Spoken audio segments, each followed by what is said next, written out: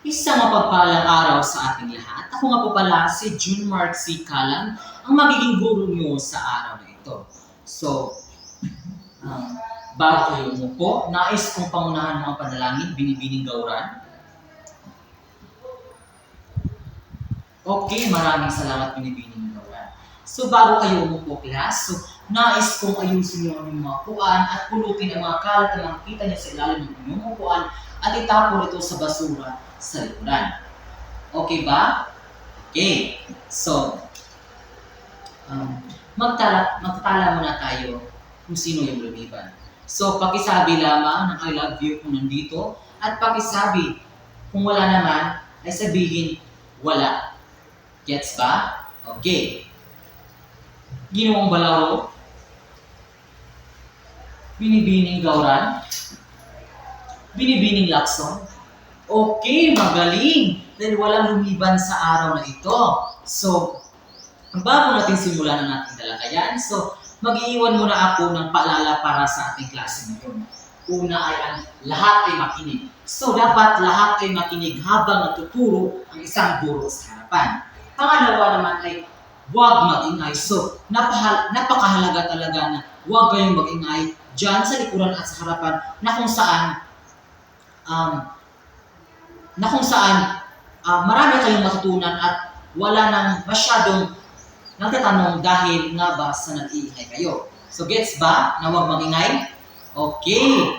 Maraming salamat. So, bago natin simulan ating talakayan, so narito ang ating tatlong layunin.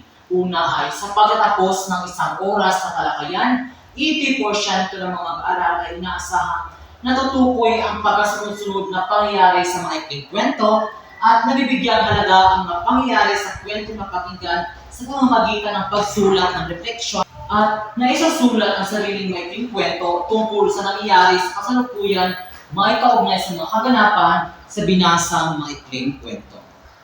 So, sino makapagbibigay o makapagbabahagi kung ano nga ba yung tinalakay natin nung nakaraan natin pakikita, class? Okay, Ginoong Balaro, nais kong ibahagi mo kung ano nga ba yung tinalakay natin nung nakaraan natin pakikita. Okay, tama, Ginoong Balaro. Ito ay tungkol sa tula. So, ano nga ba ang ibig sabihin ng tula? Okay, mga tao na nasa likuran, sa harapan, ano nga ba ang ibig sabihin ng tula? Okay, ang ibig sabihin ng tula ay isang masining na anyong panitikan na naglalayong maipahayag ang damdamin ng makata at manulat.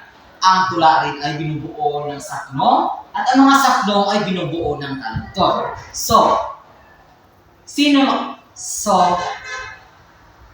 Binibining lakson, ano nga ba ang tula?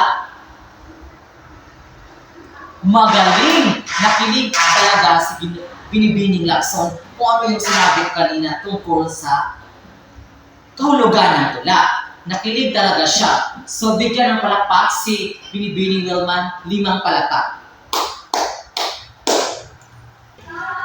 So, makinig kayong mabuti para sa gawain na ito.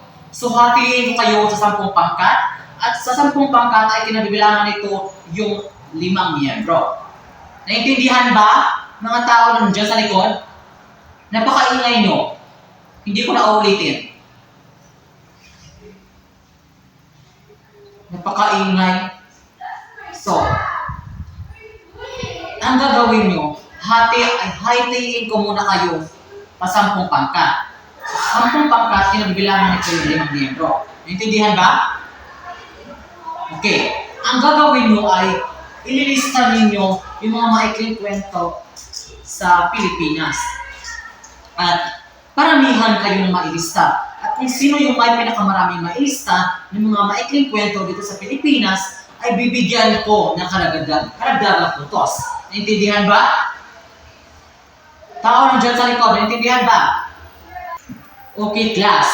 Bibigyan ko lamang kayo ng 5 minuto para sa gawain na ito. Naintindihan ba? Okay. So, paalala naman. So, kapag nakapunta na kayo sa mga grupo ninyo, huwag kayong mag-ingay. So, magtulungan lamang kayo pero huwag kayong magsigaw-sigawan na bilisan nyo. Kasi, marami tayong grupo dito. Baka ma-disturbo sila. Nakuha ba? Naintindihan ba ng lahat? Okay. Maaari na kayong magsimula. Your timer starts now.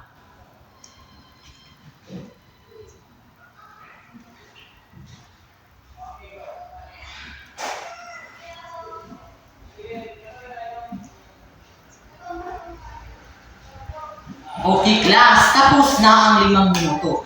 So, pagbilang ko ng 5, dapat andito na sa harapan ang inyong mga papel. So, 1, 2, 3, 4, 5. So, tapos na bang lahat? Nandito na ba lahat ng papel? Okay.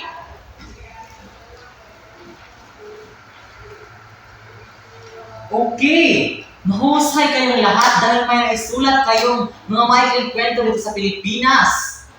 Maraming salamat sa inyong kooperasyon. So, bigyan nyo ng 5 palakpakan yung mga sarili. Napakahusay talaga, class. So, ngayon, class, dadako naman tayo sa ating formal na talakayan. So, ito ay tungkol sa maikling kwento. Makinig kayong mabuti, class, dahil sa pagtapos ng ating talakayan ngayon ay magtawag ako ng mga estudyante kung talagang nakikinig ba kayo sa ating ipinahayag ngayon na ating discussion. So, maliwanag ba, class? Okay, magaling. So, ang maikling kwento ay isang anyo ng panitikan na may layuning magsalaysay sa mga pangyayari sa buhay ng pangunahing tauhan. So, ito rin ay nag-iwan ng isang kakintalan sa isip ng sa isip ng magbasa. So, naintindihan ba? Tao sa likuran, narinig ba ako? Okay, magaling. So, may 3 bahagi ang maikling kwento, class. So, ang unang bahagi ay simula. Ang pangalawang bahagi naman ay ang gitna. At ang pangatlong bahagi ay ang wakas. Sige nga, ano yung 3 bahagi ng maikling kwento? Okay? Binibining talose, ano yung 3 bahagi ng maikling kwento? Okay, maraming salamat sa inyong kooperasyon. Binibining talose. Ito ay ang simula, gitna, at wakas. Nakuha ba sa lahat? Yung 3 bahagi? Okay, maraming salamat. So, atin naman tatalakayin kung ano nga ba yung simula, gitna, at wakas. So, alam naman siguro niyo no kung ano yung simula, gitna, at wakas. So, Ginoong Balaro, ano yung gitna? Para sa iyo, ano yung gitna? Ay, simula pala. Para sa iyo, ano yung simula? Okay, maaari kang tumayo at ibahagi mo sa akin yung sariling opinion mo lang kung ano yung simula sa maikling kwento. Okay, maraming salamat. Palakpakan si Ginoong Balaro. Ang simula, class, ay ang bahagi ng suliranin na siyang kababasahan ng problema ang harapin ng pangunahing tauhan. So, naintindihan ba?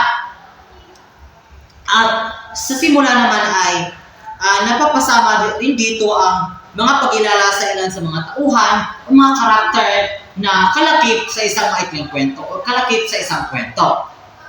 Nakuha ba? Nakuha ba, class? So, dumako naman tayo sa gitna. So, ano nga ba yung ibig sabihin ng gitna sa isang kwento? Okay. Binibining ninyo sa maaari ka bang tumayo at ibahagi ng inyong sariling opinion kung ano nga ba yung gitna sa maikling kwento? Ano yung gitna sa maikling kwento? Okay. Ang gitna sa maikling kwento ay ito yung binubuo ng gitna na saglit na kasiglahan, tunggalian at kasukdulan ng mga tauhan. So, ang saglit at kasiglahan ay naglalahad ng panandalian lamang sa pagtagpo. Ito yung pagtatagpo ng mga tauhan, class. Nasangkot sa mga suliranin at tunggalian naman ng mga bahagi ng kababasahan ng pakikitunggali o pakikipagsapalaran sa pangunahing tauhan at laban sa mga suliranin na kinakaharap ng mga tauhan o kinakaharap ng pangunahing tauhan sa isang kwento. Nakuha ba, class? Okay, magaling dahil nakuha. So, dumako naman tayo sa wakas. So, binibining lakson. Ano nga ba yung ibig sabihin ng wakas sa maikling kwento? Maaari mo bang ibahagi sa akin ang iyong sariling opinion?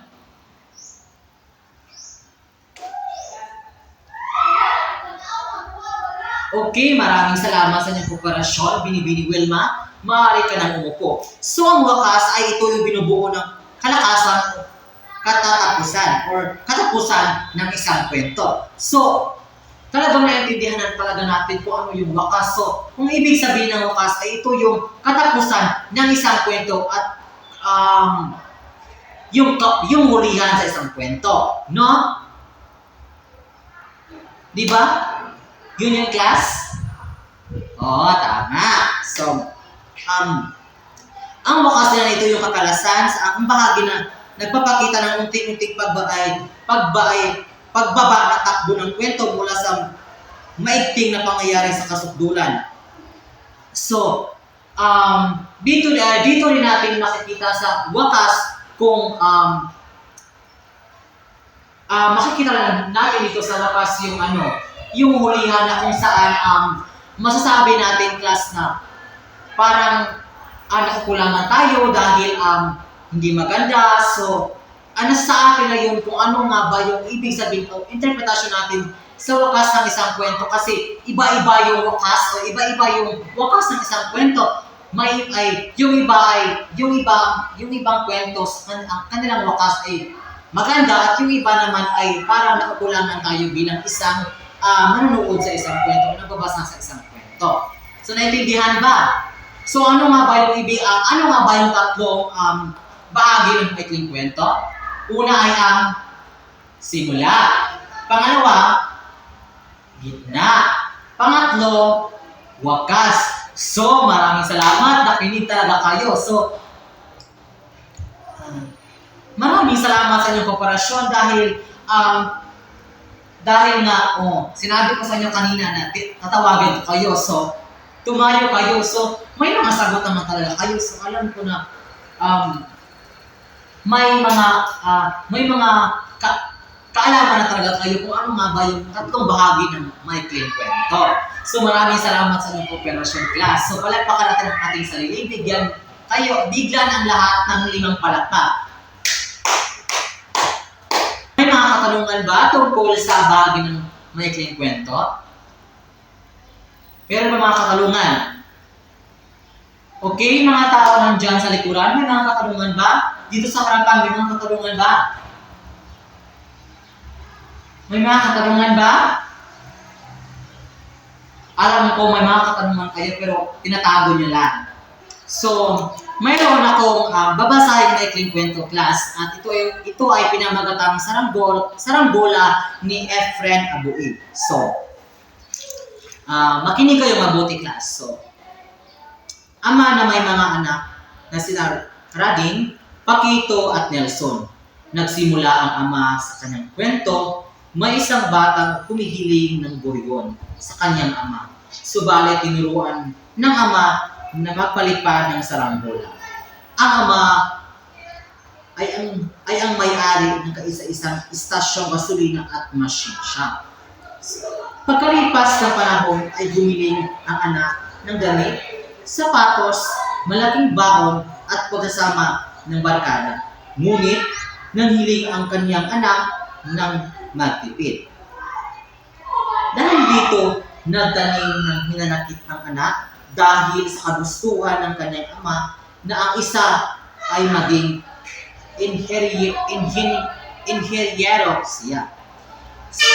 Nang naging 18 na taon ang anak, naghiling siya ng mag-aral sa commerce kasama ang kanyang tropa, subalit tinanggi ng kanyang ama. Dahil dito, kinuha na lang siya ng mechanical engineering. Nagkaroon ito ng nais na anak na mapaghimagsik sa kanyang ama. Nang una, ayaw mag-aral ang anak. Subalit sa huli, itiniis niya tapusin ang kanyang pag-aaral dahil sa payo at katuwiran ng kanyang mga magulang. Pagkatapos ng kanyang pag-aaral, ay napabilang siya sa nangungunang unang 20 sa gobyerno. Nagbibigay ang ama ng 50,000 piso para sa hanapbuhay ng anak na akala niya ay ibibigay ang machine shop ng ama para sa kanya. Nagtayo ng machine shop ang anak sa dulo ng bayan. Nagtaka ang ama at itinanong ng kanyang anak kung bakit sapagkat may kakompetensya siya sa itinayuan niya. Pinayuan ng ama na ipalit ang shop sa ikatlong bayan, subalit hindi siya sinunod. Makalipas ang ilang taon, ay nalugi ang machine shop ng anak at napilitang humingi ng 12 piso sa ama. Tinanggihan ng ama dahil hindi sinunod ang kanyang payo. Umalis ang anak at naghanap ng trabaho. Nakaipon siya at bumili ng machine shop na umunlad ng 3 taon. Nagkaroon siya ng asawa at 3 anak. Dumalaw ang ina sa ama at nagsabi na gusto niya makita ang kanyang ama. Subalit tinanggihan niya. Naging kilala ang machine shop niya sa Pasay makalipas ang 2 taon. Isang araw, nagtaka siya na nawala ang kanyang pamilya. Sabi ng katulong ay pumunta siya sa probinsya. Bumalik ang anak sa bayan niyang sinilangan. Doon nalaman niya na namatay ang kanyang ama. Ang galit niya ay naging pagsisisi. Nagsabi ang ina niya na hindi tumubo ng nanakit ang kanyang ama, kundi kaligayahan na nagunlad ang kanyang ama. Lumapit ang anak at humalik sa pisngi ng kanyang himawang ama. At inaalala niya ang pagpapalipad ng nila ng saranggola. So, at yun po, nakinig ba kayo? At yun yung kwento ng saranggola ni Efren Abuy. Naway marami kayong nakukuha mga aral na sa kwento ng aking binasa. So, bibigyan ko kayo ng isang kopya ng kwento ni Efren Abuy na pinamagatang saranggola. Okay, pakipasa sa likuran. Okay, pakipasa sa likuran.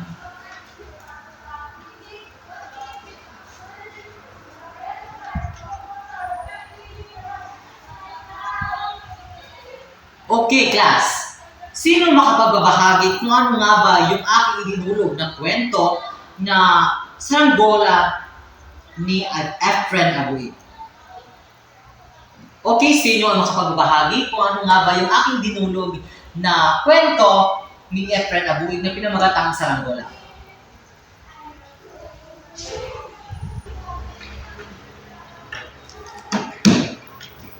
Okay, class, may katanungan ako.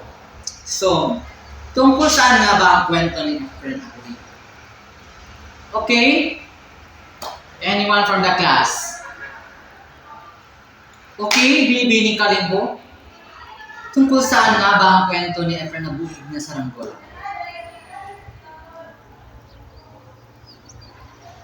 Okay, tama, Binibini Kalimbo. Ito napapatungkol sa kwento ng isang bata na gusto makabili ng saranggola. So, maraming salamat sa kooperasyon, Binibini Kalimbo. Maaari ka nang umupo. So, ang kwento ba ay napupulutan ng aral? Okay, Binibining Eliza. Para sa iyo, ang kwento ni Efren Abuy na saranggola ay napupulutan ba ng aral?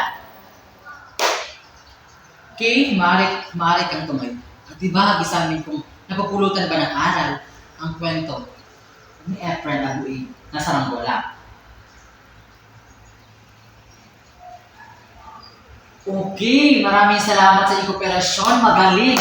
Okay, totoo na napupulutan ng aral ang kwento na saranggola ni Efren Abuy dahil nga sa kabila ng kanyang paghihirap ay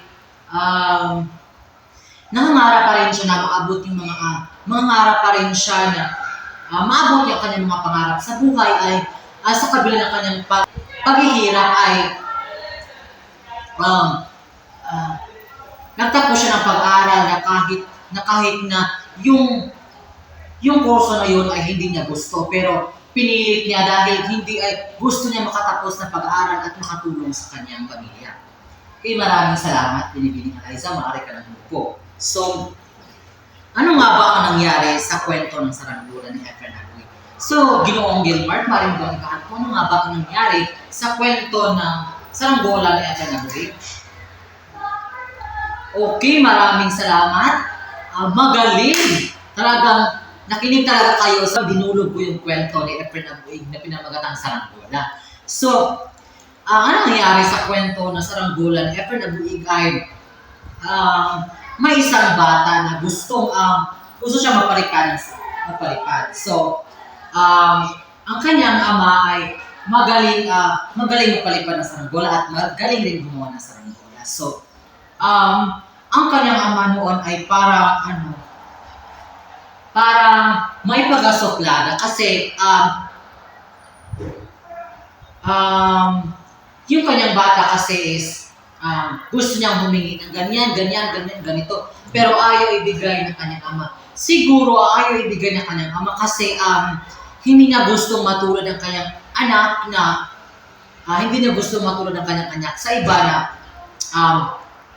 yung gusto ay matutupad. So, bilang isang mag-aaral, so hindi ko pinipilit ang aking mga magulang na ibigay nila sa akin yung gusto ko. Ibigay nila sa akin yung laptop, yan, gusto ko yan, bilhan mo ako ng ganyan. So, hindi ko pinipilit kasi darating din ang panahon na aabot sa atin yung ganyan klase. Mga gamit na ganyan. So, nais ko lamang ibahagi sa inyo na huwag niyong ipilit yung hindi kaya. Kaya man ng inyong mga, kaya, hindi sa ganun, hindi kaya. Kaya man siya, pero, huwag niyo pilitin yung mga magulang niyo. Hindi naman siya sa namimilit kayo, please. Pero, may ilan talaga ng mga estudyante na namimilit sa kanilang mga magulang na, ganyan, bilihan mo ako ng ganyan, ganito. Isipin na lang natin na, darating yan bukas kasi, excuse me class. Kasi, darating din ang panahon class na ibibigay rin yan sa atin ng Diyos. At huwag natin pilitin ng ating mga magulang na ibigay ang mga klase ng kanyang kagamitan kasi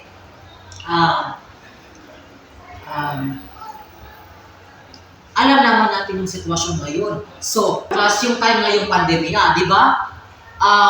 Napipilitan tayo maghanap ng pera. So, yung pagkain na pagtustos na yung pagkain natin. So, di ba? Hindi na natin kaya. So, yun pa yung mga uunahin pa natin yung mga bagay na hindi naman nakakatulong sa ating katawan, no? Or sa ating kalusugan. Kaya may papayo ko lang sa inyo ay huwag niyo pilitan ang inyong mga magulang na bumili sa mga gamit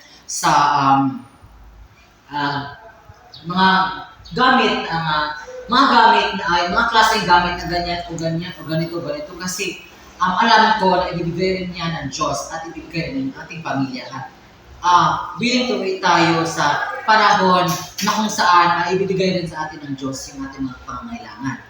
So, naintindihan ba? Naintindihan ba, class? So, bigyan ng 5 palakpak ating mga sarili. Okay, class? Maraming salamat sa inyong kooperasyon. May mga katanungan ba? Mga tao na sa likod, may mga katanungan ba? Okay, so sa puntong ito ay bawat isa ay nakakaroon ng aktibidad. So ito ay isang gawain ito. Na kung saan ito ay gagawa kayo ng reflection batay sa idinulog kong kwento na pinamagatang saranggola ni Efren Abuig. So, isusulat niyo ito sa isang buong papel o yellow paper. Intindihan ba? Okay, so isusulat dito sa isang buong papel ng yellow paper ay kung ano yung nakukuha na nagpapaantig sa inyong puso bilang isang mag-aaral at paano nyo ito magagamit sa pang-araw-araw ninyo na pamumuhay. At sa gawa na ito, class, ay bibigyan ko lamang kayo ng 10 minuto upang tapusin ang reflection batay sa aking dinulog ng maikling kwento ni Efren Abuig na pinamagatang Saranggola. So, narito ang panuto para sa gawain ng reflection. So, panuto ay nilaman 25 points, originalidad 15 points, kaayusan 10 points, ay kabuuan naman ay 50 points. So, galingan nyo dahil 50 points, o di ba? Malaki na to, dagdag sa inyong grado 50 points. So, maaari na kayong magsimula, class. Your timer starts now.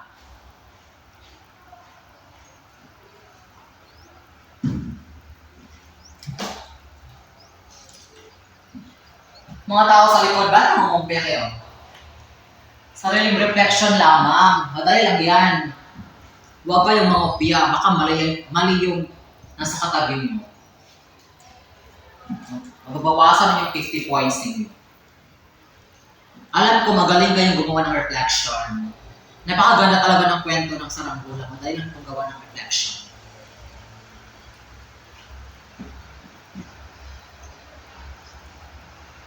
Wait, tapos na ba? Akala ko tapos na.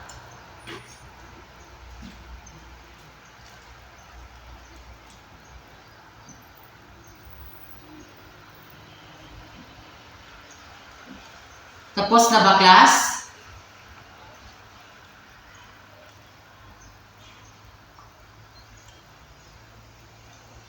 Tapos na ba? Okay, dahil tapos na. So, bibilang lamang ako ng 5. Pagbilang ko ng 5 ay dapat nandito na sa harapan yung mga papel. 1, 2, 3, 4, 5. So, nandito na ba yung mga lahat ng papel? Okay, so,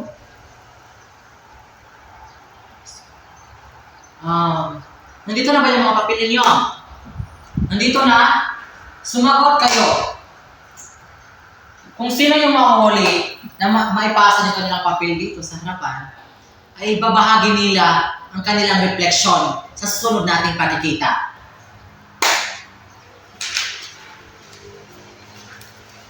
Okay? Okay, nahuli si Binibining Eliza. So, ibabahagi mo yung reflection sa susunod nating pagkikita, Binibining Eliza. Okay ba? Okay. So, magaling class. Nakita ko talaga na may naisulat kayo sa inyong mga papel. Tunay na may nakuha kayo sa idinulog nating maikling kwento na pinamagatang Saranggola ni Efren Abuig. So, ngayon, sino ang makapagbibigay o makakapaglalahad ng bahagi ng maikling kwento? Okay, Binibining Hosol, mayroong ibahagi ang bahagi ng maikling kwento.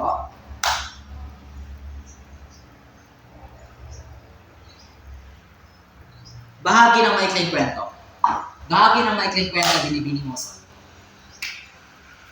Okay, magaling, Binibining Hosol. Ito ay ang panimula sa net ng kasiglahan, suliranan na kinakaharap ng lunas, kasukdulan at kadalasan, or kadalasan. Okay, magaling. My God. Napakahusay talaga. Nakinig talaga si Binibining Hosol. Bigyan ng palakpak. Mahusay, Jay. Believe talaga ako sa inyo kasi yung nasa klase tayo, talagang kakasagot ka at nakikinig ka talaga. So, class. So, kapag sinasabi natin kasukdulan, ano ang ibig sabihin nito? Okay, Binibining Dana, ano ang ibig sabihin ng kasukdulan? Okay, magaling, Binibining Dana. Salamat sa inyong kooperasyon, maaari ka ng opo. So, ang kasukdulan nito ay ang bahagi ng kwento ng saad ng pinakamasidhing kawilihan ng isang kwento. So, maraming salamat sa iyong kooperasyon, Binibining Dana. Talagang nakinig ka talaga sa aking idinulog na kwento kanina. Pila class na po ninyo ang aking mga isinasaad sa ating talakayan dahil nakinig kayong lahat. So, ito ay, okay class, ito ay bahagi ng aking kwento na karaniwan itong tatlo.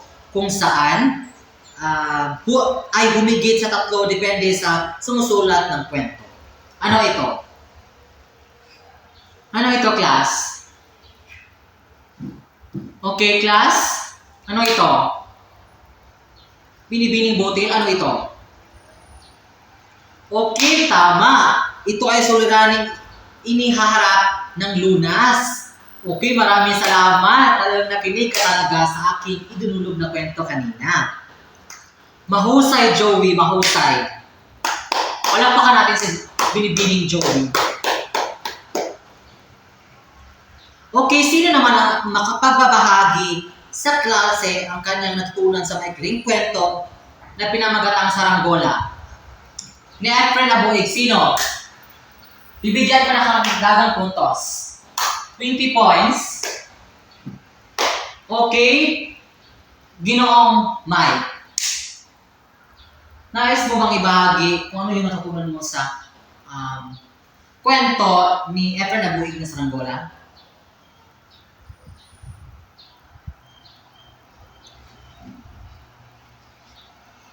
Okay, magaling! Napakahusay! My God, believe na believe talaga ako sa klase na to kasi kahit na maingay dyan sa likuran, talagang nakikinig at nasasagot yung mga tanong ko. So kanina pa talaga ako ng tanong dito, pero nasasagot mo yung mga tanong ko. Talaga nakabilib niyo ako, class. Napakahusay. Bigyan ng palakpak ng lahat. 5 palakpak.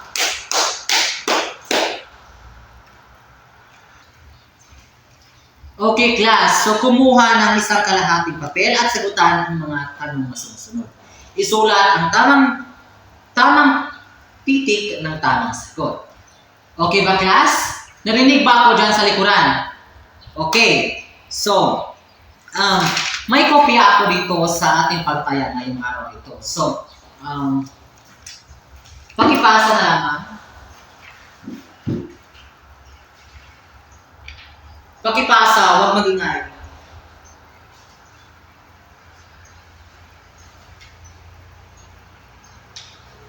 $10 points lamang ito.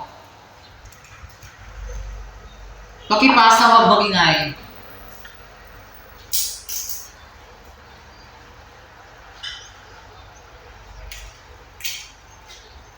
Pakipasa, huwag magingay.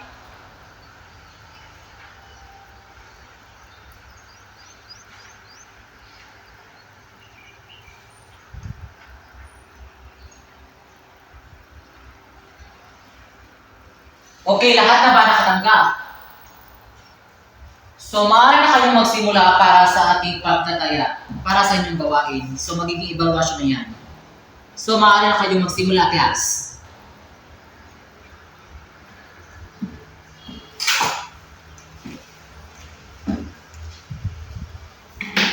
Maaari na kayong magsimula.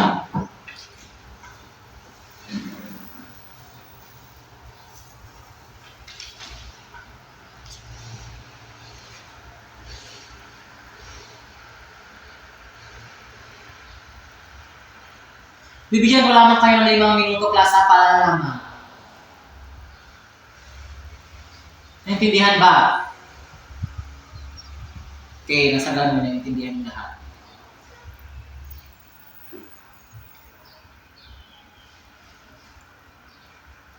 Huwag mangopya, class.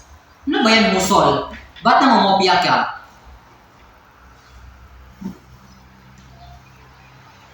Baka mali ang nakopyahan mo. Baka ma-zero kayo. Huwag mangopya.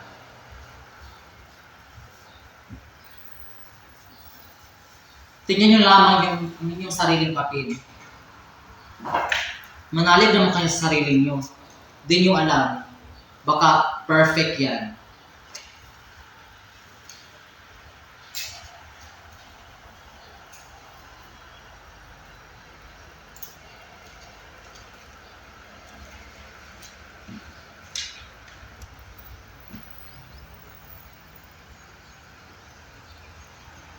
Kumusta? Kaya lang ba yung ating pagtaya? Alam ko kaya niyo lang yan kasi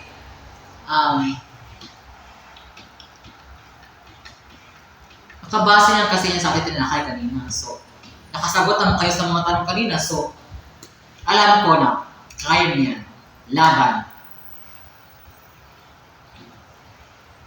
Huwag mangopya ha. Alam ko kaya niyo.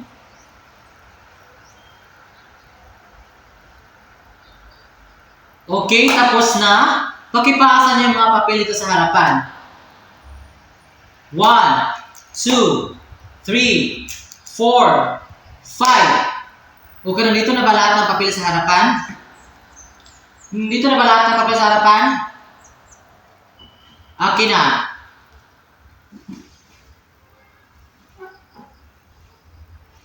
Nandito na ba lahat? Tapos na ang 5 minuto. Akin yung mga papel ninyo.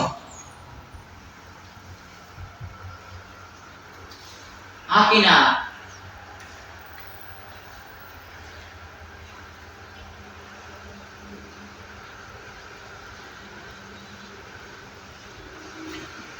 So, para sa inyong takdangan class. So, magsulat kayo ng sariling maikling kwento tungkol sa nangyayari sa kasalukuyan, may kaugnay sa mga kaganapan sa binasang maikling kwento na pinamagatang saranggola ni Efren Buig.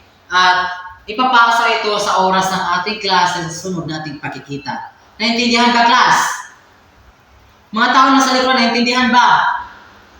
Okay na sa ganun naintindihan nyo. So, maliwanag ba yung instruction ko? Na ipapasa ito sa sunod natin pakikita? Okay, magaling. So, may mga katanungan ba sa ating tinakayan kanina? Anyone from the class, may mga katanungan ba sa ating tinakay kanina? Okay lang sa gayo, wala kayong mga katanungan. So, narito yung rubrics ng inyong para sa gawain na ito. So,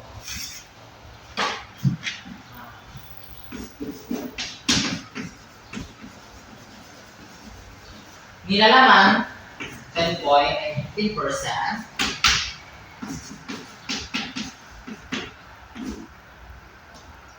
Originalidad 10 points.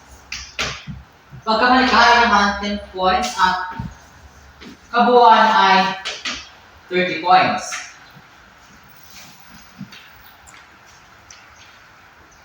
So, bago kayo umalis class, so nais ko ayusin yung mga mga upuan at pulutin ang mga kalat na makikita nyo sa ilalim ng mga upuan at itapon ito sa basura sa likuran. Naintindihan ba?